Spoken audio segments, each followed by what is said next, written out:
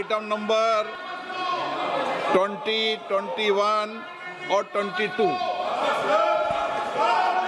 महोदय, मैं प्रस्ताव करता हूं कि भारत के संविधान का संशोधन करने वाले विधेयक को पुनर्स्थापित करने की अनुमति दी जाए।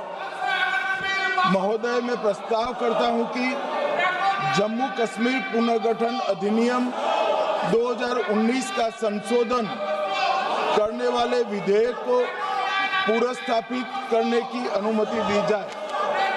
महोदय, मैं प्रस्ताव करता हूं कि संघ राज्य क्षेत्र शासन अधिनियम 1963 का संशोधन करने वाले विधेयक को पुनर्स्थापित करने की मंजूरी दी जाए।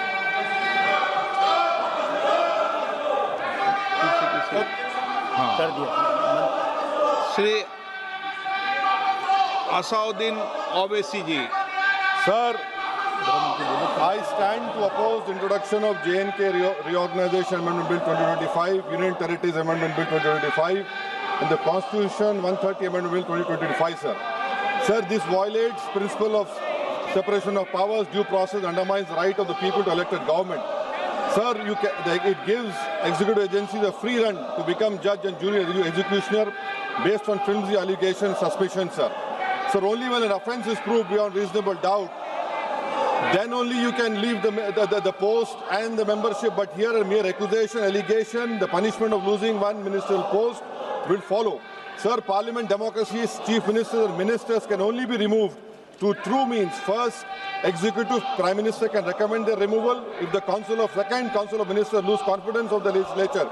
Now this bill would empower the unelected executive bureaucracy to play the role of legislature. Sir, it undermines representative parliament democracy. This amendment would leave the minister and CM at the mercy of executive agencies. The severity of the amendment is not only in the fact that one loses their position if they are arrested, but even if they are detained. Detention and administrative action doesn't require offence to be made. Sir, the chief minister will not be able to accountable people. I want to know from the Honourable Home Minister, as he read Article 74(1), which says that the Council of Ministers headed by the Prime Minister to aid and advise the President who shall, in exercise of his function, act in accordance with such advice.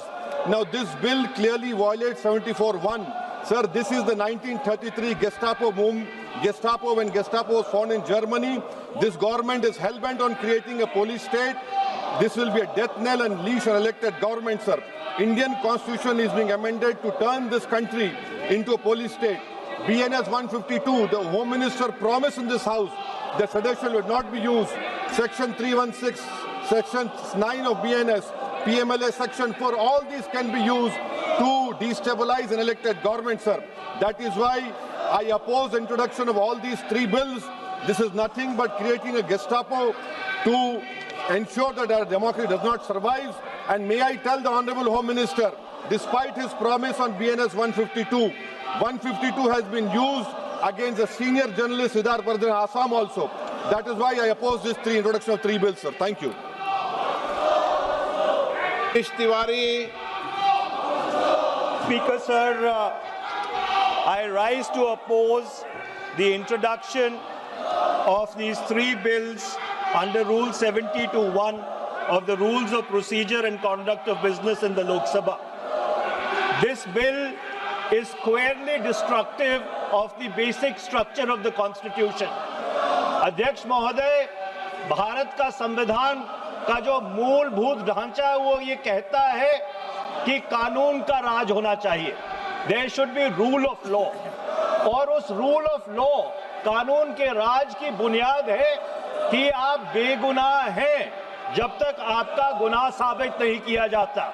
You are innocent until proven guilty. This bill stands that fundamental maxim of jurisprudence on its head.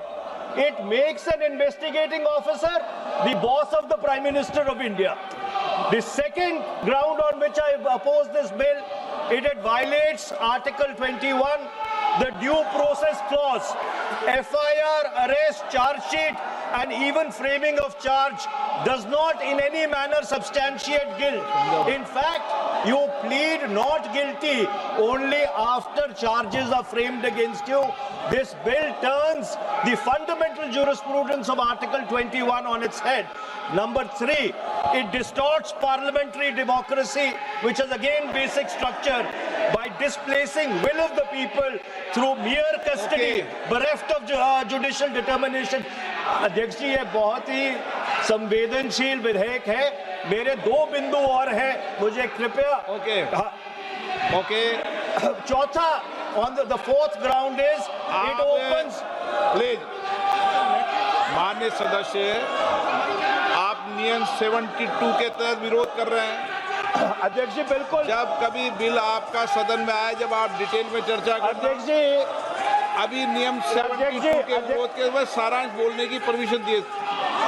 जो rule 72 है वो 2 चीज कहता है. एक legislative competence, एक general opposition of the bill, जिसकी स्वीकृति आप दे सकते हैं. और क्योंकि ये इतना संवेदनशील विधेयक है, मैं आपसे ये विनती करता हूं इसके ऊपर पूरी चर्चा कराई जाए. मेरे सिर्फ 2 बिंदु और हैं.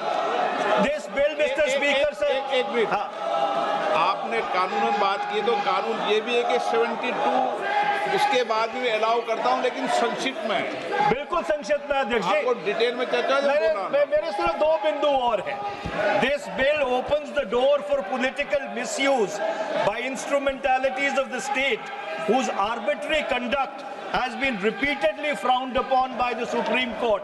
And finally, it throws all existing constitutional safeguards to the winds. Collective responsibility, judicial review, no confidence motion, and disqualification and conviction. And this makes this amendment excessive, unnecessary, and unconstitutional. इसलिए मैं इन तीनों विधेयकों का पुरजोर विरोध करता हूं और गृह मंत्री से मैं ये आग्रह करना चाहता हूं कि ये तीनों विधेयकों को वापस लिया जाए. Shri N.K. Premachandran. Speaker sir, I strongly oppose the bill, 130th Constitutional Amendment Bill, as well as the other 2 bills I strongly oppose on 4 grounds. So the first ground is the bills are to be introduced according to the rules and procedure of the House.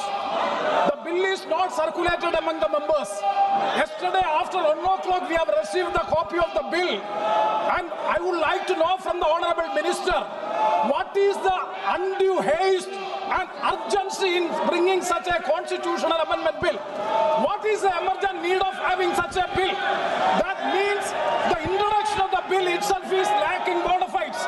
The bill is lacking bona fides. That is why I would like to say that this is with a mala fide intention to destabilize the opposition ruled states in various parts of the country. Number one. एक minute.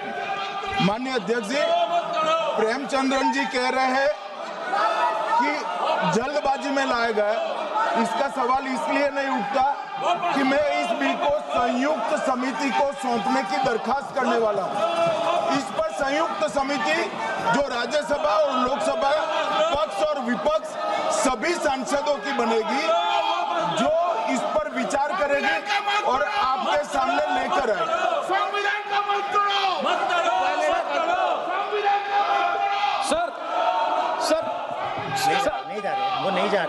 Sir, I do agree with the Honourable Minister, but at the same time, the members are having the right to oppose the bill at the time of introduction. This is the legitimate constitutional right of each and every member to oppose the bill at the time of introduction of the bill. That is being contained in the program, which I am trying to say. And the second one is that is disqualification. Shri Venugopal.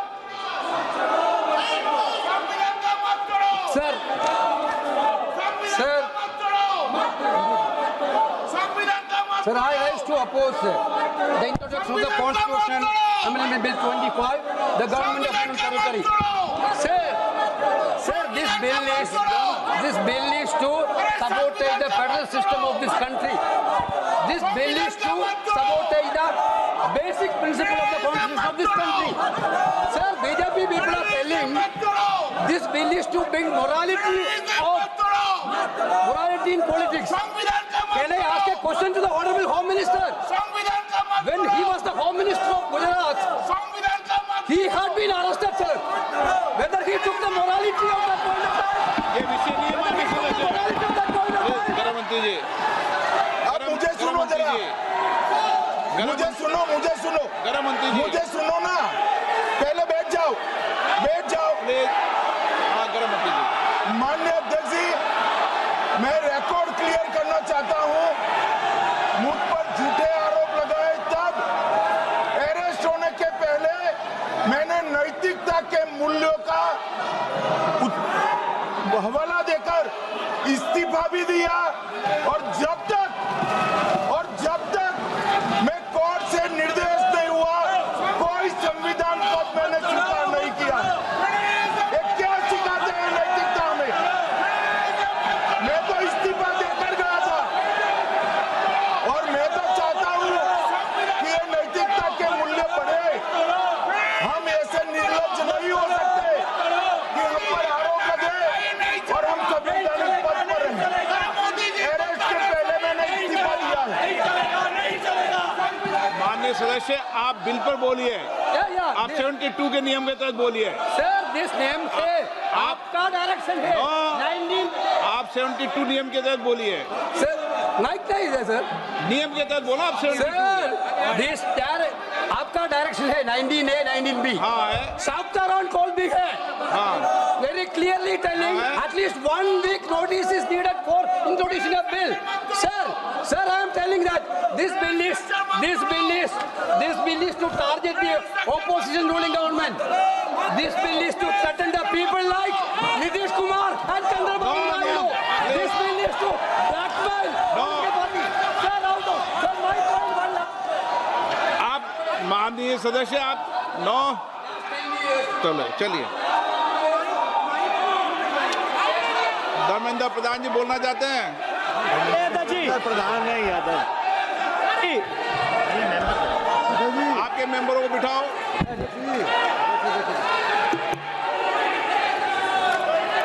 धन्यवाद अध्यक्ष जी। मैं ये जो तीनों के तीनों विधेयक आए हैं, संविधान का 130वां संशोधन विधेयक 2025, 1 मिनट, संघ राज्य विधेयक, देश देख रहा है आपको। संघ राज्य शासन विधेयक 2025, जम्मू कश्मीर पुनर्गठन विधेयक 2025, इन तीनों का माननीय अध्यक्ष जी अपनी पार्टी अपने नेता आदरणीय अखिलेश जी की ओर से पुरजोर विरोध करता हूं। और विरोध इसलिए करता हूं माननीय गृह मंत्री जी, बहुत नैतिकता की बातें कर रहे हैं आपने भाषण दिए थे चक्की पी सिंह महाराष्ट्र में, जिनको लेके डिप्टी सीएम बना के घूम रहे हैं आप। इसलिए अध्यक्ष जी मैं इस मौके पर कहता हूं ये बिल संविधान विरोधी, मूल अधिकार विरोधी, न्याय विरोधी। माननीय अध्यक्ष जी, मैं प्रस्ताव करता हूं कि भारत के संविधान का संशोधन करने वाले विधेयक, संघ राज्य क्षेत्र शासन अधिनियम 1963 का संशोधन करने वाले विधेयक और 2019